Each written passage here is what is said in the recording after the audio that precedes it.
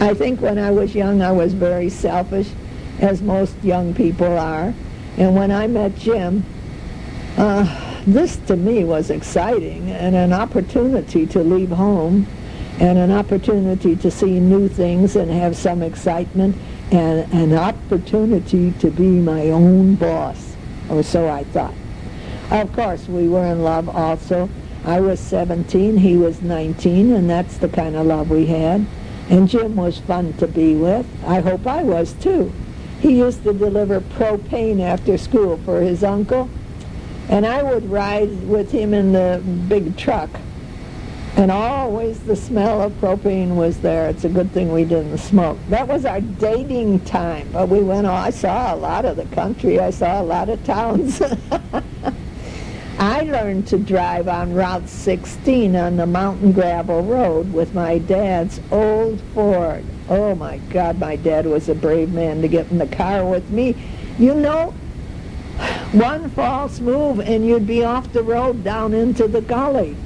Oh, really, it was very dangerous. It's not so much when it's paved, when there's asphalt, but when you have gravel and the wheels sliding off of the side. Well, anyway, I have never gotten a ticket or had an accident with another car in 57 years, not till I did get one last year. Once in 1964, and I was 40 years old, and Uncle Wally came to visit us from Sweden. I was driving, and a policeman called me over, and Wally says, Bratislava, what is the noise? I said, no, it's just a friend of mine. So I jumped out of the car and ran over to the policeman. I was driving too fast on Ridgeland Avenue, and I told the policeman that I was showing my Swedish uncle the farmlands of America. And the policeman said, well, if you drive slower, he would be able to see more of America. No ticket. Once I drove from Jardines to Tinley, and Sally started to fall off the seat, and I grabbed for her, pulled the wheel, and hit the culvert in the ditch by the Leibowitz farmhouse. No more car, but Sally and I was okay, and no ticket. When Dad went back to Chicago to work, we used the mail truck that came every day up the hill. Ma would put a note for groceries or chicken feed or medicines, and the mailman would do the shopping for us. And then on his return trip, he'd say, Mrs. Swanson, you owe me so-and-so. Okay.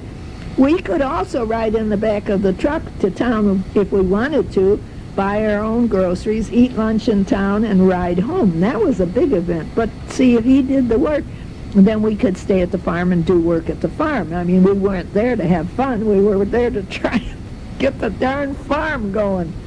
Anyway, the mail truck had wooden plank seats in the back. Our flour came in sacks, and these had patterns printed on them. I knew how to sew, so I would make aprons, blouses, summer dresses.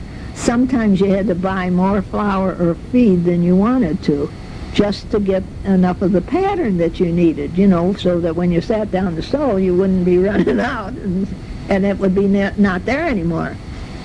So after months and months on the farm, I talked my parents into a bus ticket to Chicago. Oh, they begged me, stay home.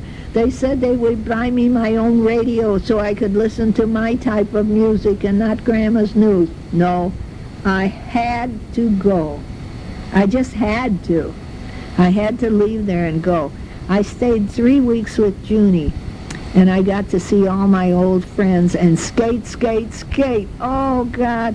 It was on the night that I was leaving for Arkansas, and it was after skating that my dad came all the way from Chicago to see me and to say goodbye. Well, I hope he knew that I loved him, even though I would have left without saying goodbye. You know, I just wanted to be with my friends. You see how terrible we are when we are young. And, of course, the older people can't understand that, and you don't understand it until you get old and then see it happening again. Back to Clinton. Sue Ann married Dave, and one night they asked if I wanted to go skating in Conway. Of course I did. Oh, my God. You know, that was like going to New York City. One of the salesmen that Dave knew was going with them also. And we had a great time skating. The salesman was nice and was a great skater. So when we got back to Clinton, he said he would take me home. I lived on Route 16 West, and Sue Ann and Dave lived on Route 16 East. So it was natural for me to do that. I jumped into his park truck, and then, halfway up the mountain, he pulled over and said he wanted to have sex. Now, I'm very young. I'm 17. I kept saying no, no, no. It was no use. I was 95 pounds. He was 175 pounds. I begged him to please use a condom. Please. And thank God he did. I had sense enough to know that I didn't want to have a baby at 17. At that time, no one thought about diseases or AIDS. That wasn't even in the picture. All you worried about was getting pregnant. And then he drove me home. And he wanted to know if I would like to go skating with him again. Can you imagine that? My mom was at the door saying, "Did you have a good time?" Oh, Lord. I never told anyone except Sue Ann, and she wanted David to go to the sheriff's office, and I said no. My thoughts were, it has happened, it is over, so forget it. And I did for many years. I didn't tell anyone else. I never even told my best old girlfriends. I never told Jim when we got married, and I never told Ralph when we got married. Later on, when the time was, I said it.